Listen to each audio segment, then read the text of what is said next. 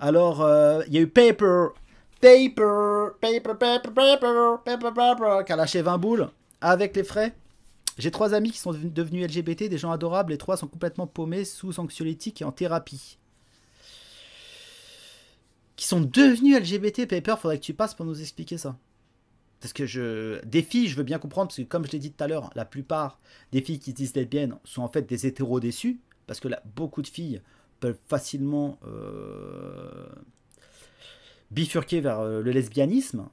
Pour 2 raisons, selon moi. C'est que déjà, il n'y a pas le tabou du contact entre les femmes, parce que les filles ont été leur mère, ont fait des câlins à leur mère. Donc en fait, c'est beaucoup plus facile d'être tactile et pourquoi pas sexuel avec une femme, euh, pour une femme, parce qu'on a eu une mère, on a un rapport vraiment charnel et intime avec cette mère. Donc je veux dire, le rapport à la proximité avec une femme. Et moi, je sais que mes potes, je veux dire, quand on était dans le canapé et que nos genoux se touchaient, on était gênés, tu vois. À part avec un pote ou deux avec qui j'étais vraiment proche, et on se suçait, c'est pas grave, on se suçait un petit peu, ça, tant que les boules se touchent pas, c'est pas pédé. Mais voilà, sans rigoler, je veux dire, les rapports entre les mecs, c'est plus compliqué, tu vois. Et, euh, et aussi pour une autre raison, je pense, c'est que l'homosexualité féminine est beaucoup moins traumatisante que l'homosexualité, est définitive, je veux dire, et traumatisante que l'homosexualité masculine. Je veux dire, masculine, je veux dire, se faire péter le cul, c'est pas la même chose que de bouffer une touche, tu vois. Bouffer une touche, c'est mignon, tu vois, c'est presque du flirt. Alors que la sodomie, je veux dire, c'est quand même la dernière étape dans une sexualité, je veux dire, un peu dévergondée dans un couple hétéro. C'est vraiment quand t'as fait le tour de la question, pourquoi pas essayer la sodomie, vers 30-40 ans, tu vois. Ou plus jeune, c'est les plus curieux et les plus téméraires. Mais je veux dire, c'est du lourd d'homosexualité masculine, faut être déterminé. Voilà. Donc voilà, c'est beaucoup plus facile pour les filles de bifurquer vers l'homosexualité. Paper, je t'appelle Paper. Es-tu parti faire caca? Ah non, je suis là. Salut Paper. Ça va bien? Ça va, merci. Merci pour tes dons, petit coquin, hein, ça fait plaisir. Hein. Ah ben, faut nourrir la bobo, là. Bon alors, explique-moi, c'était des meufs tes amis là, non? 2 meufs et un gars. Bah, parle-moi du gars, parce que les meufs, je sais comment ça se passe. Soit une lesbienne qui les a dragués à mort, ou soit des déceptions avec des mecs, ou soit curiosité, tu vois. En fait, elles se sont dit, je vais tester une meuf, et en fin de compte, elles ont kiffé, et puis elles restent un peu avec. Mais généralement, elles finissent par retourner avec des mecs. Mais, Ouais. mais ton gars, là, Ouais, ça... Hein, pardon? bah, le gars, c'est. En fait, tu vois, ce qui est marrant, c'est que c'est pas des. Comment dire? Des LGBT au sens classique du terme. Hmm, Pour moi, en tout cas. Tu vois, hmm, c'est. Disons que c'est des gamins, en fait, qui ont un parcours de vie qui fait que, bah, ils sont paumés, en fait, souvent. J'ai ouais. l'impression. Dans mon contexte à moi, en tout cas, c'est ce que j'ai l'impression de croiser le plus. Bah, Donc, parle-moi pour le du gars. gars, là. Raconte-moi un peu sa Ouais, life. ouais. Et bah alors, en fait, ce mec, donc je l'ai croisé pendant mes études. Hmm, Bon gars, super sympa. Bon, déjà, tu sentais que au niveau du physique, dans sa manière de voir les choses, tu sentais qu'il était déjà sur une pente un peu particulière. Il se cherchait, tout simplement.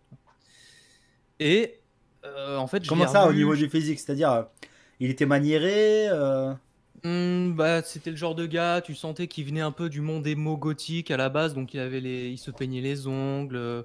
hmm, Et là, il commençait à se faire des teintures au niveau des cheveux. d'accord.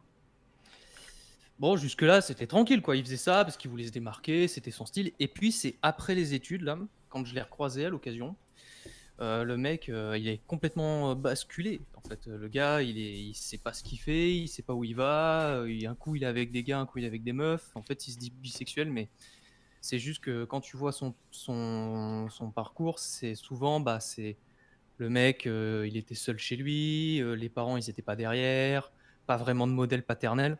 Hmm, Donc c'est la mère qui s'occupait de lui quand il était gamin, hmm. souvent. Enfin, souvent, oui, c'était ça. C'est sa mère qui s'occupait de lui. Et ouais, c'est un peu comme, c'est une manière de faire le punk, quoi, en fait. Sauf que à la différence, c'est que il est parti tellement loin dans le délire, surtout qu'il s'est mis à être un peu dans le militantisme LGBT, et c'est là, en fait, je pense qu'on l'a perdu, en fait. Pour un moment, en tout cas, je pense.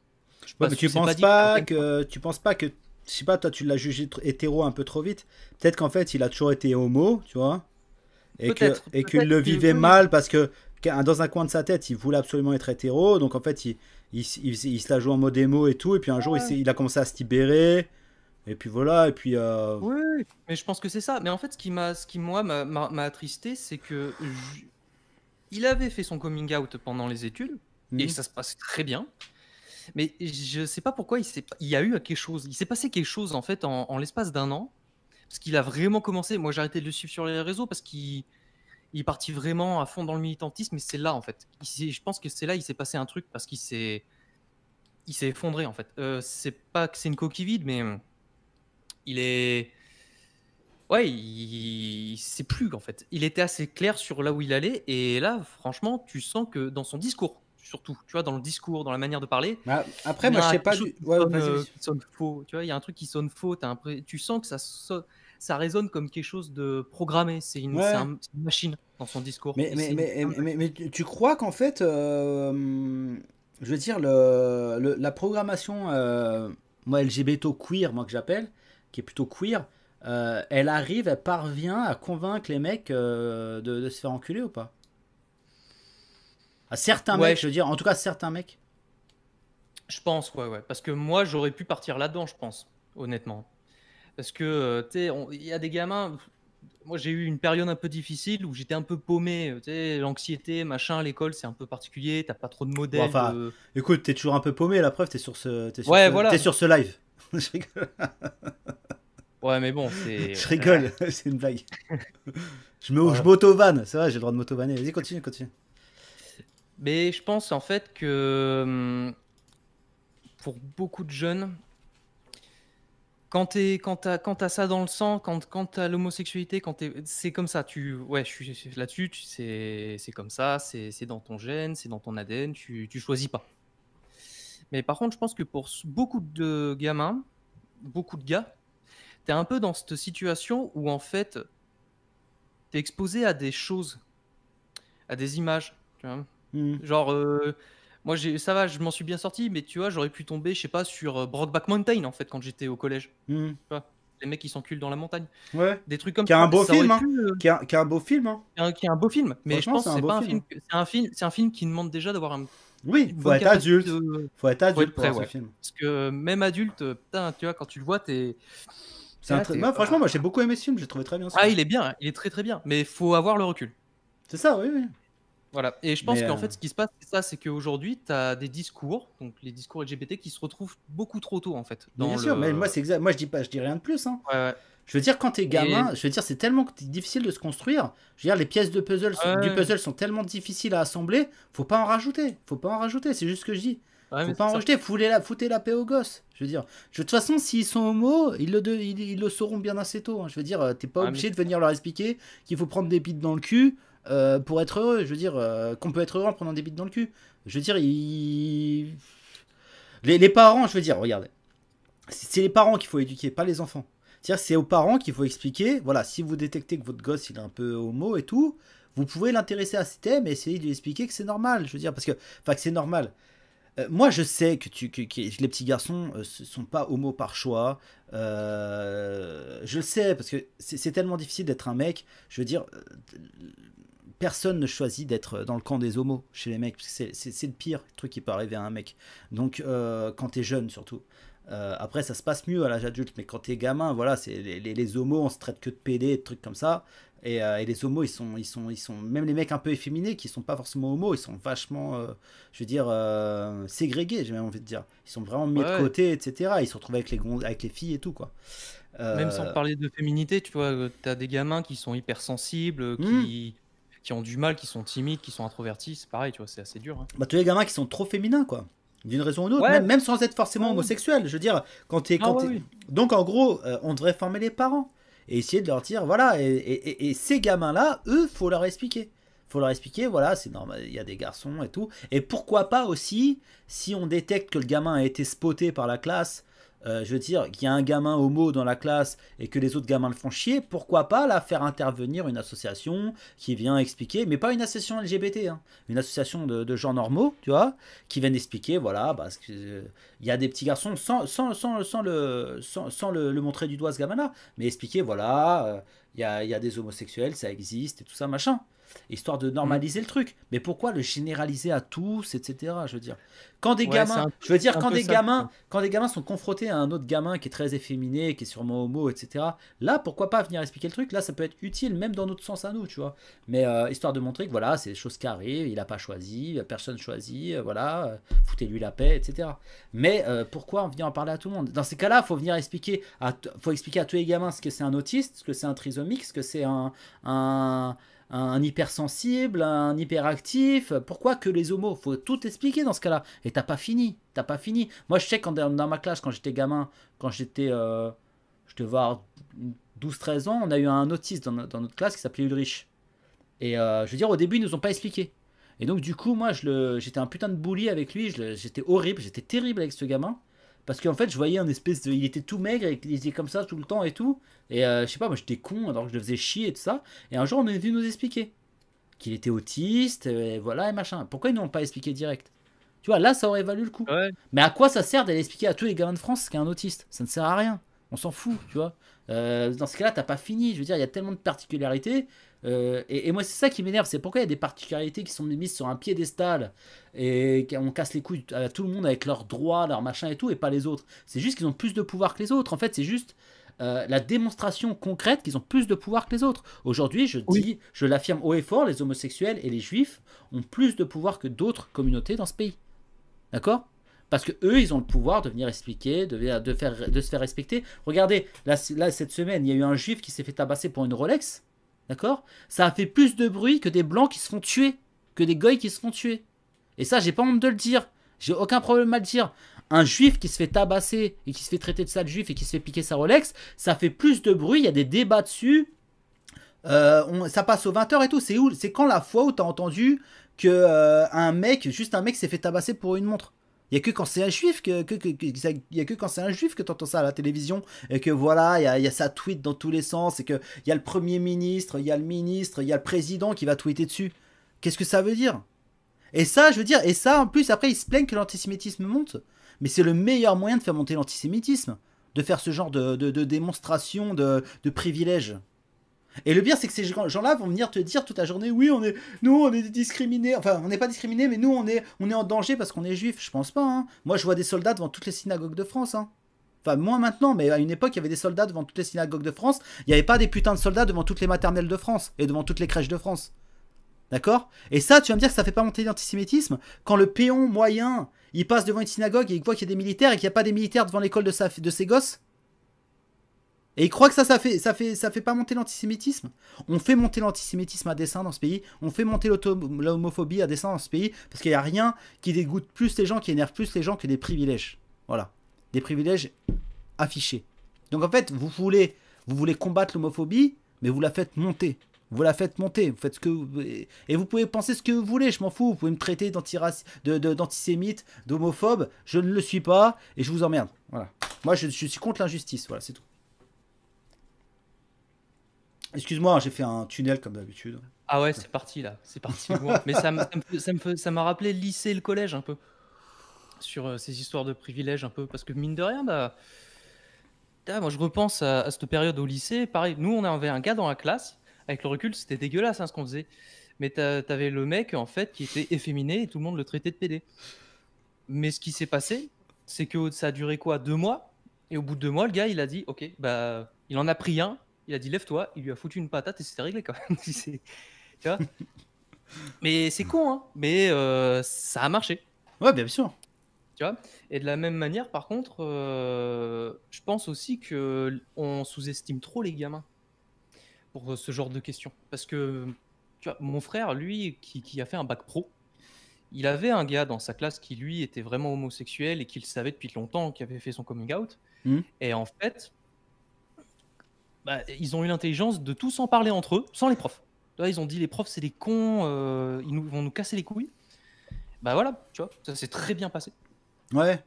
Parce qu'ils ont pris le temps d'en discuter entre eux. Et ils ont eu l'intelligence de le faire. Bon, après, c'était pas non plus le lycée où t'avais de la racaille, donc c'est vrai que ça va. C'était lycée pro, mais c'était lycée pro calme. D'accord, ouais. Des sauts la pro discussion avec beaucoup de blancs, quoi. Ouais, c'était tranquille. Avec des portugais au lieu des Ouais, maghrébins. bah, pas tant que ça. Je rigole, cette blague. Quoique, attends. sais plus. Non, lui, il a fait menuiserie, c'est pas les Portugais qui sont menuiserie. Il avait beaucoup de mecs qui étaient d'origine roumaine, par contre, je crois. Pourquoi, je sais pas, mais des mecs sympas. C'était cool. Bon, écoute, Enfin, ouais.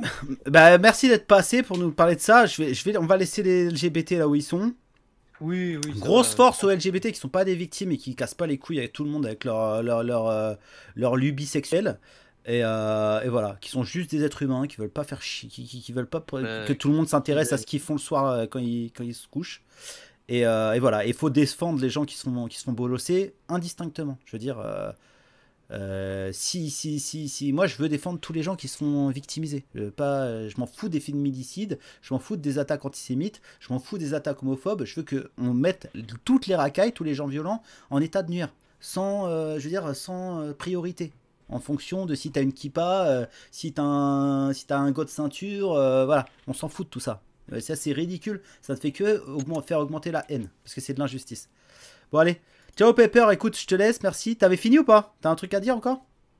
Bah non, mais ça rejoint un peu l'idée, c'est que de toute façon, quand tu écoutes les vraies personnes enfin pas les vrais, mais les gens qui sont pas dans la masse silencieuse, en fait, la plupart que j'entends vont te dire voilà, qu'il y a des problèmes d'ultra-violence. Je Ouais, bien parle sûr. dans la communauté LGBT, hein. Souvent d'ailleurs, c'est ceux qui renient un petit peu tout ce qui est la gay pride, les trucs comme ça, parce qu'ils trouvent qu'aujourd'hui c'est trop orienté, c'est trop politisé. Hmm. C'est complètement perdu. Et c'est comme tout, quoi. C'est ces gens-là qu'on devrait entendre. C'est tout. C'est ces gens-là qui ont peut-être un discours plus raisonné, qui peuvent apporter des bonnes solutions pour Ouais, les mais gens ils sont concernés. complètement invisibilisés, tu vois. Genre un homo. Visibilisés, mais un- ils veulent pas non plus peut-être passer à la télé, tu vois. Non, mais un Ils veulent homo pas qui a être... ce discours-là sur Twitter, il se fait cancel direct, tu vois. Ah Direct, bah oui, tu vois. complètement. Ouais, Après, Twitter, c'est pas la vraie vie, donc ça va. ouais, mais ce que je veux dire, c'est que Twitter, c'est pas la vraie vie, mais c'est Ça d'un point s'immisce de un vue petit peu. médiatique, c'est tellement important Twitter. Je veux dire, Ouais, je confirme. tous les journalistes, ils passent leur vie sur Twitter, hein. C'est un truc de dingue. Et tu sais que là où je bosse, tu sais, je bosse à la télé, et tu as une rubrique spéciale où tu as Ouais. des journalistes qui passent leur journée sur Twitter. C'est leur taf. Ouais. Leur taf, c'est d'aller sur Twitter et de tweeter et de retweeter, de commenter les tweets de Trump, tu vois. C'est génial. Moi, ça me fait délirer. Ils ont raison, ça les occupe. Ouais, Est-ce c'est ça. qu'ils vont perdre leur emploi quand Twitter va se faire ban de. Quand Trump va se faire ban de Twitter? Ça, c'est la grande question. Ah non. Non, mais c'est du grand journalisme, tu comprends. Ouais. Non, mais Twitter, c'est une fausse à purin, mais je veux dire, vu qu'en fait, ça simplifie la pensée, les journalistes adorent ça, parce que c'est... voilà. Hmm. Tu n'as pas besoin de réfléchir beaucoup, et puis le public adore ça, parce que vu que le public est globalement très con, je veux dire, Twitter, c'est du bain béni pour eux. C'est résumer des idées en 280 caractères. Voilà, c'est... Et comment tu veux développer une pensée et une idée en 280 caractères? Ouais, mais non, mais c'est ce que je veux dire, c'est Ah. ce qui se tue à faire la plupart du temps les néo-journalistes. Donc là, ils se régalent, tu vois. Hmm.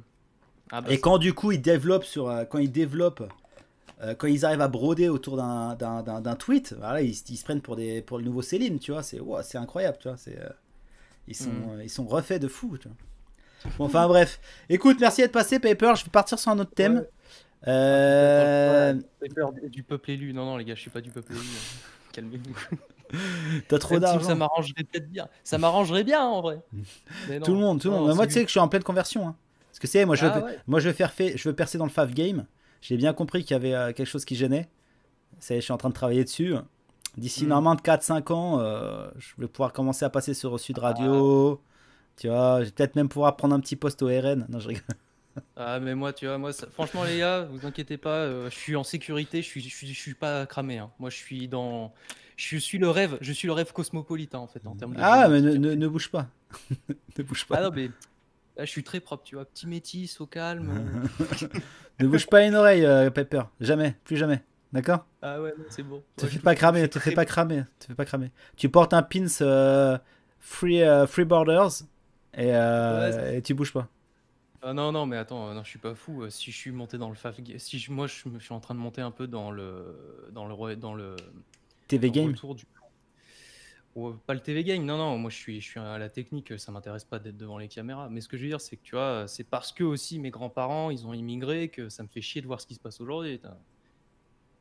C'est pour ça que je m'intéresse à ce que tu fais aussi, ça résonne en moi, quoi. Oui, bien sûr. Tu vois, moi j'ai un grand-père qui a fui la Pologne. pour bosser dans les mines en France. Il a fini ingénieur, le mec a taffé. Hein. Il allait récupérer ma grand-mère au Maghreb, qu'il a ramené ensuite. Donc, tu vois. Bon, bah, j'essaye de maintenir le level, quoi. Il faut.